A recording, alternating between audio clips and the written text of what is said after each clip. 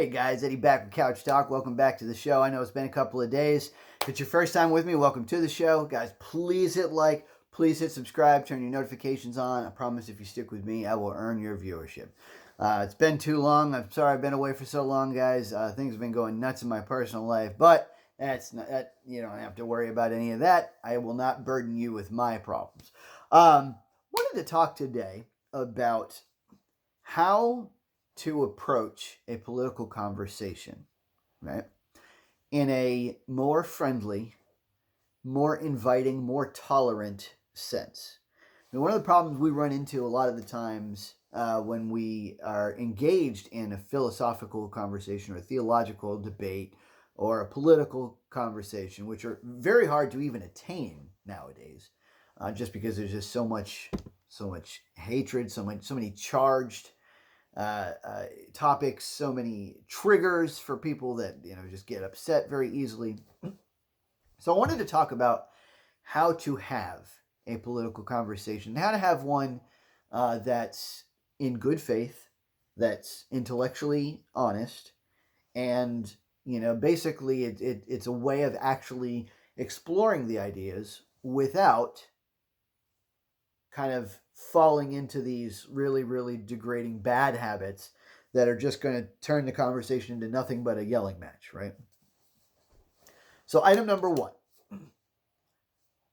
and this is probably the hardest: take yourself out of the situation.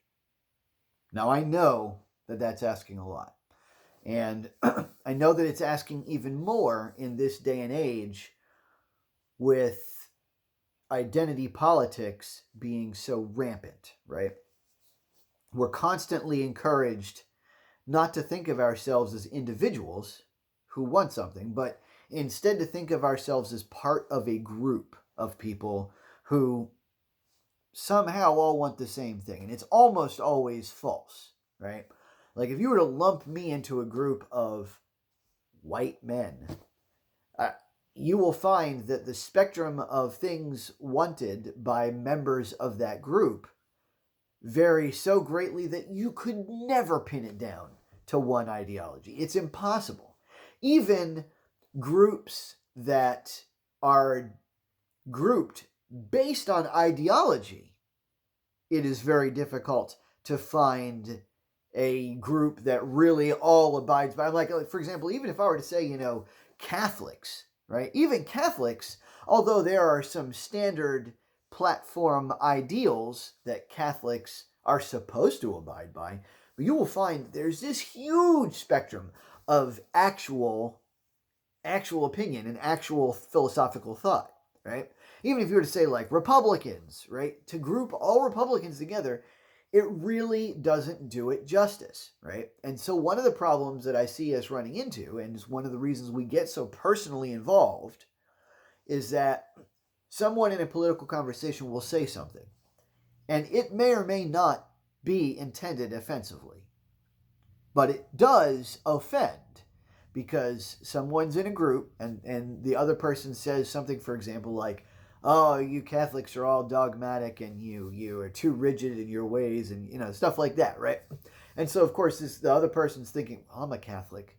That's an attack on Catholics, which means it's an attack on me, right? So they get personally involved and the argument becomes heated, right? You want to avoid that at all costs. Even if you are a member of a group that is being attacked, we have to learn how to take ourselves out of the situation, kind of take a step back and try to see it from their eyes, try to see it from their viewpoint, and then discuss intelligently. Now, that's the next thing that I would like for people to do when they join a political discussion, is to try to see everything from the opposing viewpoint, right? Now, this will do several things. Number one, it'll make you much more empathetic. You'll understand where that person's trying to say, where they're trying to come from, especially after you've practiced doing this. One thing I see happening in conversations far too often is they kind of straw man the situation. So someone will say something, about an argument, about an ideology, a policy, something like that. And the other person will say, oh, so you're saying this, and they're not saying that.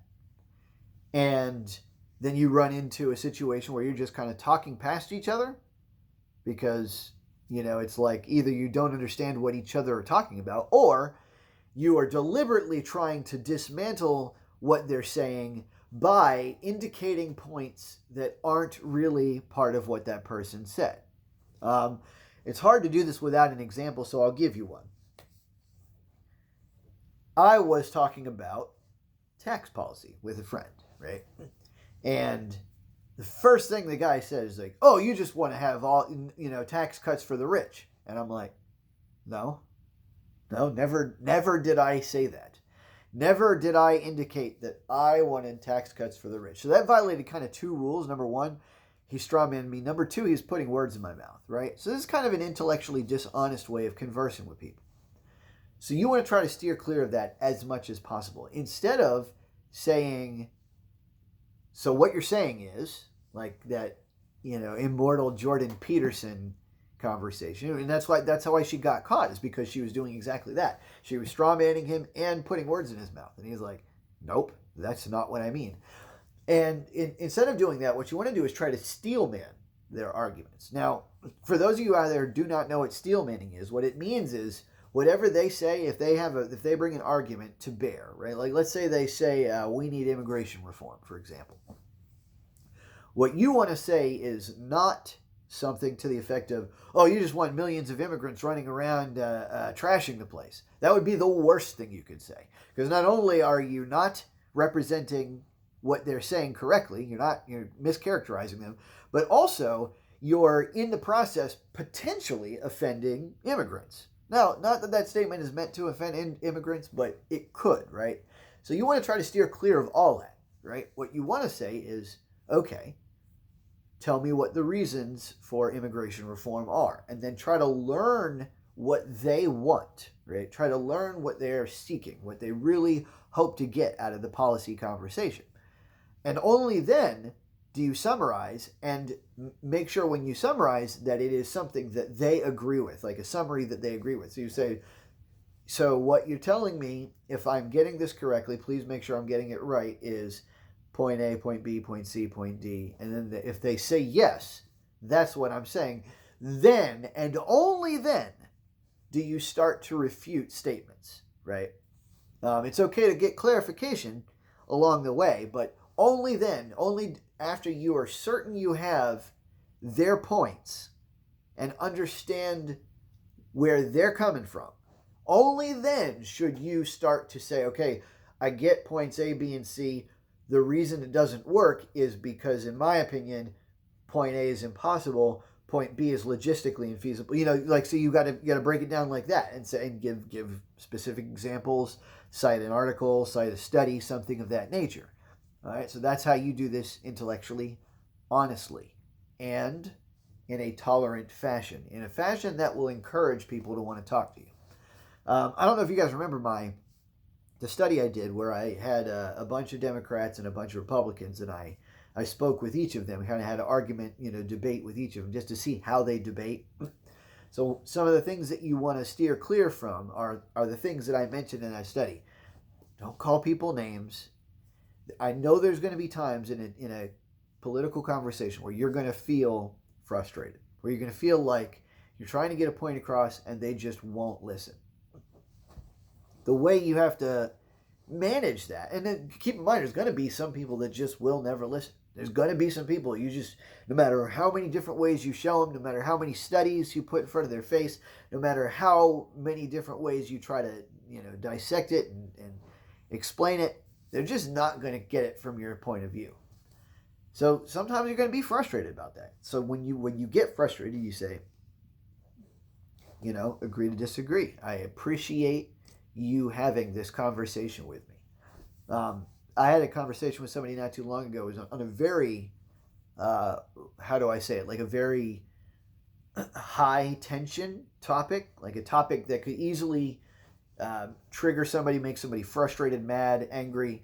It was a race-related discussion with a member of the opposite race, but luckily for me and thankfully for him, he and I go back, 30 years. So it was one of those things where we were able to do it very respectfully. We were able to talk about it with each other. And it was a very, very productive conversation because even at the end of the day, if we don't agree on everything, it was one of those things where he was gracious enough to calmly, give me all of his insights. And that's what you want in these political conversations. A lot of times people go into political conversations trying to change the opponent's mind, right? They think of it like that, like it's a battle. And you're fighting somebody and you have an opponent and you're trying to mold their mind and bend it to your will. I can tell you that it's something I used to do when I was very young. I used to come in and just try to like a bulldog. It is not what you want to do in a political conversation. You want to do basically the opposite of that. If anything, the best way to change somebody else's mind is to convince them that they could change yours if they can expound upon their arguments well enough, right? And if you go into a conversation trying to learn, then you may not always learn something, but that will always bring about better results than going into a conversation trying to change somebody's mind. That's always going to be worse, almost always.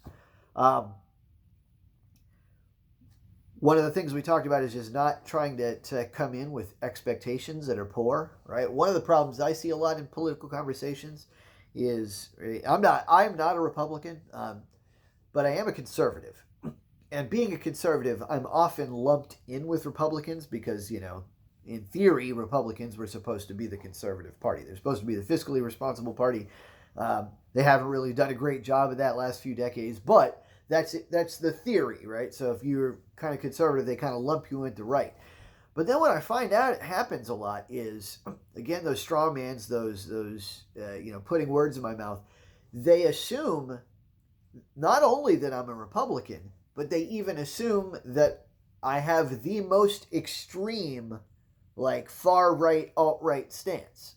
Now, I don't even know if I can tell you what far right really means. A lot of these situations are basically binary, right? So there's a spectrum of A and B, right? Like, let's say, for example, you're talking about, do you want a wall to protect the southern border of the United States? Well, it's really only yes or no.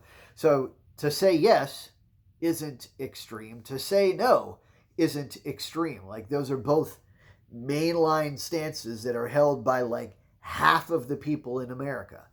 So like what amazes me always is to see somebody say, oh, you must be far right. You must be an extremist if you want a wall south of the border. I'm like, how does that's not even a conservative, it's not even really a conservative platform ideal, right? It's just a logistic issue about the way that we are going to kind of stop the flood, put a stopgap in the gates so that we can fix everything afterward. And in theory, that's what I would like to have happen, is to fix everything afterwards. But that's the intellectually honest way to perceive what somebody would want. But a lot of people don't say that. A lot of people say, oh, you want a wall because you're a racist, you're a xenophobe. So they're assuming the worst about their opponents, right? They're starting out thinking that their intentions are poor. If you want a productive political conversation, you have got to go in assuming that their intentions are positive. Even if they're not, you need to assume that they are. Otherwise, you're never going to be able to steel man them. You're never going to be able to put yourself in their shoes. You're never going to be able to understand what they're saying because you've already got a block in your head. Like, why would I listen to a racist? Nobody's going to listen to a bigot. Why would I listen to a misogynist? So you've already got that block in your head. Even if they are racist, sexist, misogynist, etc., it doesn't necessarily mean that they're wrong about a particular policy. Now, I want to make it clear that I do not like racism. I hate it. I do not like sexism. I don't like misogyny. I don't like bigotry. I don't like prejudice. I don't like discrimination. I don't like any of that nonsense, right? But that shouldn't keep you from talking with somebody in a calm, collected, measured way, right? So try not to assume things about people. Try not to put words in their mouth. Try not to come in and say, oh, well, this must be what you want. So what you're saying is, so this is you. You're far right. You're an extremist. I see that word thrown around so often.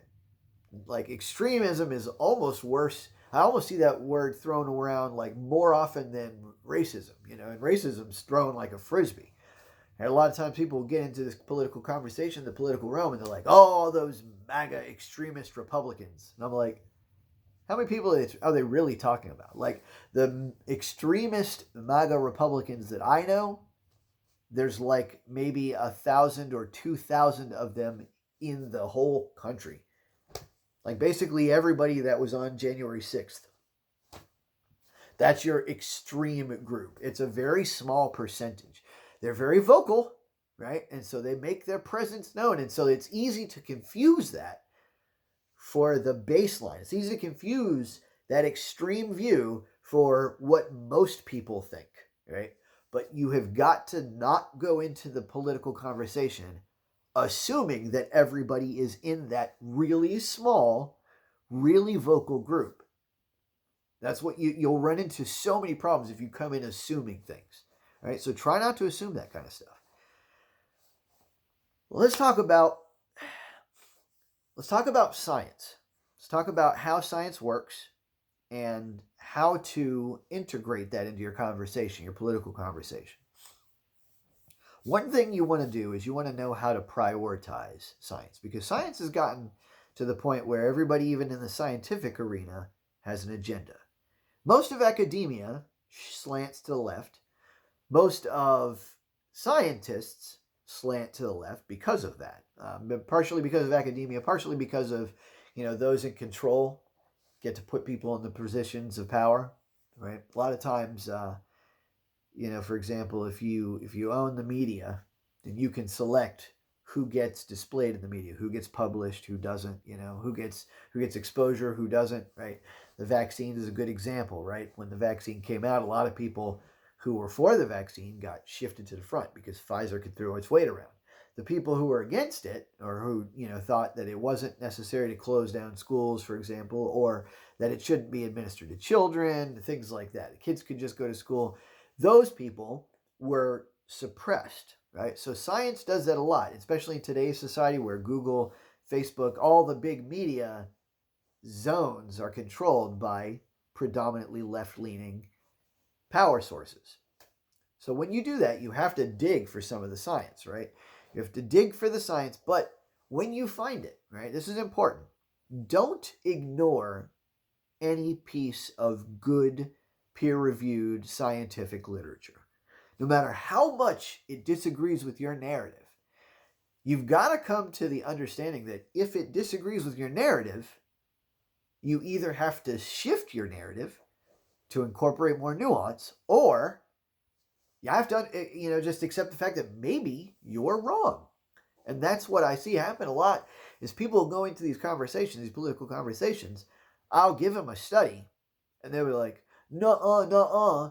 And a lot of times, here's what they'll do. They'll give me a study, but their study is just emphatically worse. And I'll explain why. This is how you kind of prioritize studies. Number one, sample size, right? The bigger the sample size, the better, on average. Not necessarily, it can be too big. There is such a thing as too big. Number two, how comprehensive it is and how the data is collected, right? Number three, how well it controls its biases and the methodology. Number four, the time frame involved, especially if there's a situation where there is a time frame involved, right? Like you're obviously going to know better how a car part has or has not malfunctioned over the years if you have those years to scientifically study, right? Like we won't necessarily know that a seatbelt is faulty the first week it comes out. May not even know the first year. But over time, we may decide, this seatbelt just really doesn't function as well as others. And here's the study to show it, that over 30 years, there's just been more fatalities or something with that. So that's one of the ways to do it. Another thing to look for is objective data points, right? This is a huge one for me. A lot of times, especially when I talk about medical related studies, medical related science, a lot of the studies that are thrown at me are studies that are like surveys. They're polls, they're questionnaires, right?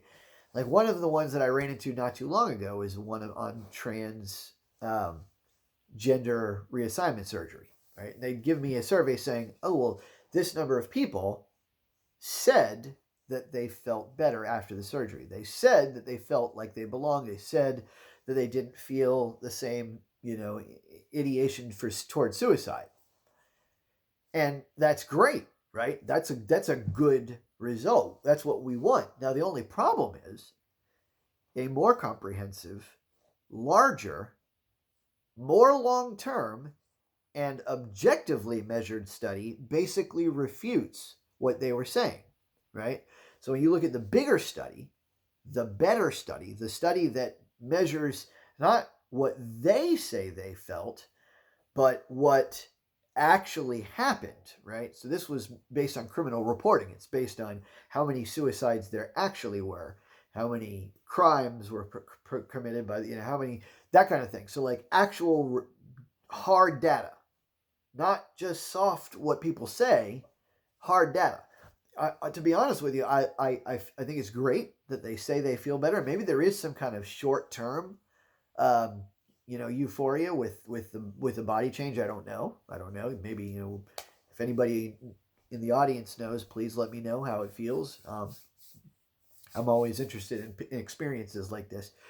But the long term study shows that despite what they said, the suicidality rates remained constant. Matter of fact, they even went up a little bit.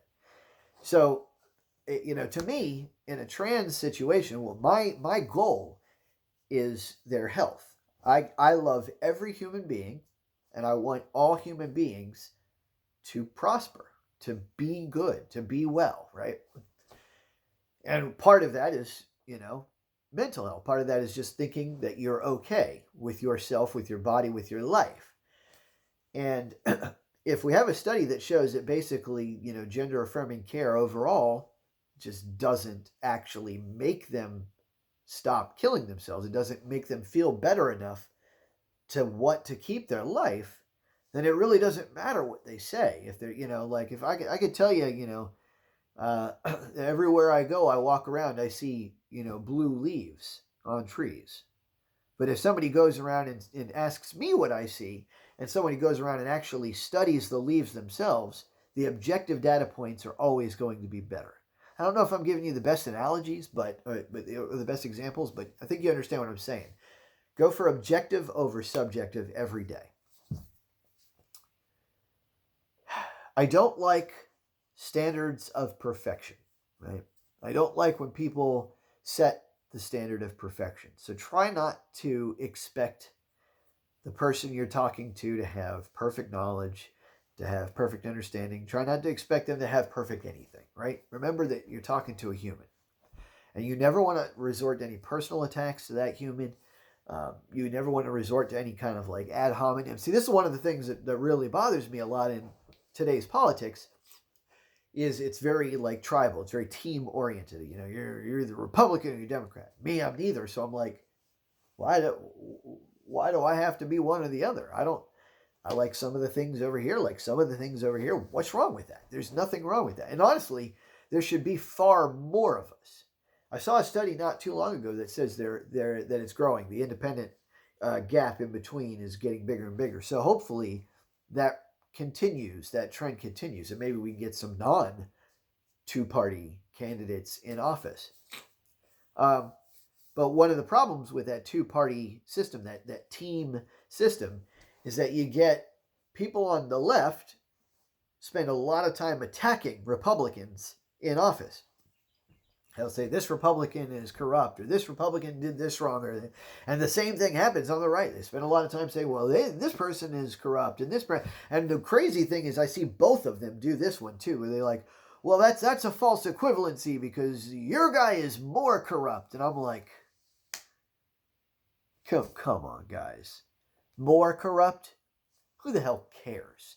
If they're corrupt, get them out of there. If they're doing something wrong, get them out of there. We need to focus on the policies. We need to focus on the actual philosophy, the ideology that guides our country. That's what we need to do. We need to get back to the basics, right? We spend so much energy and time trying to attack, like, let's say you attack Trump. Great. Let's say Trump's a dirty, rotten criminal. I don't know if he is or he isn't, but I think he is, honestly, to be honest with you. I think he's got a low moral character, right? He's probably committed many crimes, at least minor business infractions and little infidelities with his marriage and stuff like that. He's probably done a ton of that. So he's corrupt. So what? That doesn't mean that any one thing that he did as president was less good because of that, right? Unless it's one of the things that he is actively doing to promote his criminal behavior. Same thing for Biden, right? Biden can have a crime family, and I think it's getting to the point where they're about to uncover some bribery or extortion schemes. They definitely have a ton of money that's flowing around in money laundering engines that, so what? So he's a criminal. Again, that doesn't mean that anything that Biden has done is necessarily wrong or bad. If it is, it's on us to demonstrate that, like, for example, if you didn't like the debt or the Inflation Reduction Act, right? If you didn't like the Inflation Reduction Act, talk about the Inflation Reduction Act. Talk about the items in it. Talk about the items you don't like in it. Explain why you don't like them. Don't spend your time saying, well, Biden's a criminal, therefore the Inflation Reduction Act is bad. It doesn't make any difference. It doesn't make any sense to attack the man.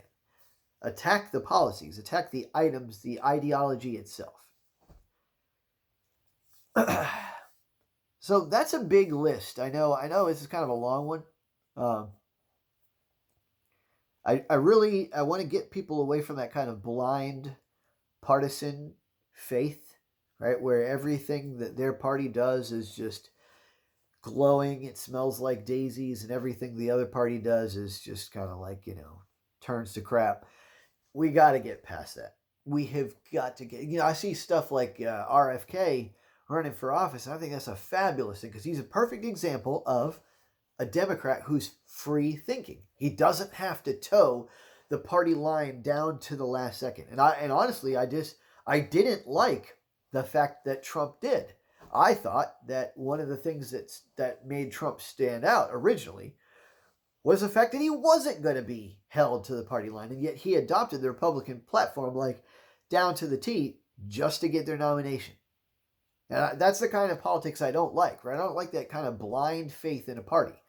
I want people who are just going to open their eyes, and for each different item, they figure out where they feel they should stand, and hopefully they base it on real science, real data. All right, that's all I got for you today, guys. Let me know what you think. Catch you next time on Couch Talk.